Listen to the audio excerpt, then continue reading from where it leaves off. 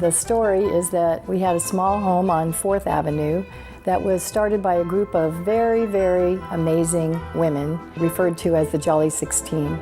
They created this home for people because maybe in those days the Jewish people weren't really welcome in other places, and so they decided to create a home for the people that they wanted to take care of.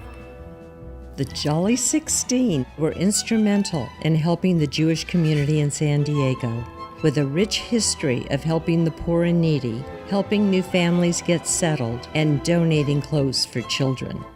They supported Jews fleeing from the dangers in Eastern Europe.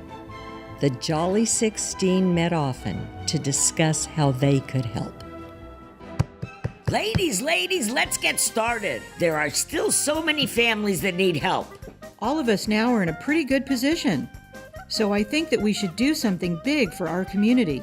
Like a home for our elderly. Ooh, good idea. Our grandparents, they go into convalescent homes and they're dirty and depressing.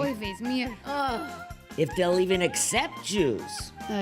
We need a home for our community where they can make Shabbos together. Yes, where they're safe and cared for. This dedicated group of 16 Jewish women raised $8,000.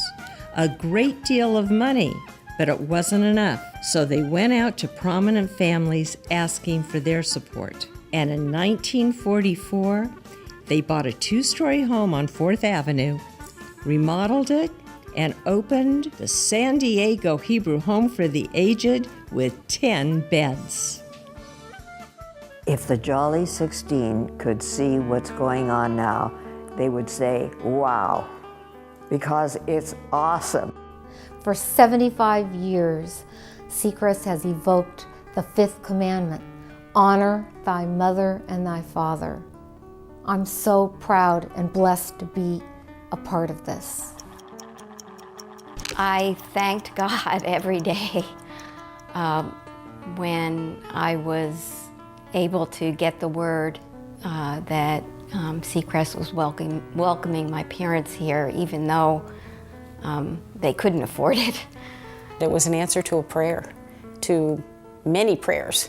And in general, because of Seacrest's commitment to provide an environment of really true love and health care and support, and an environment that fosters dignity and respect, which is no small task for people who are in a very late stage of life, like my parents were. It's really our responsibility to care for our community. And how do we do that? We care for our community by giving back to our community. It's very important to be philanthropic with whatever that means to you.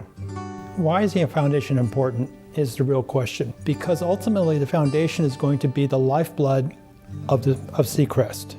Aging is universal, and if we're lucky enough, then we all get to experience it.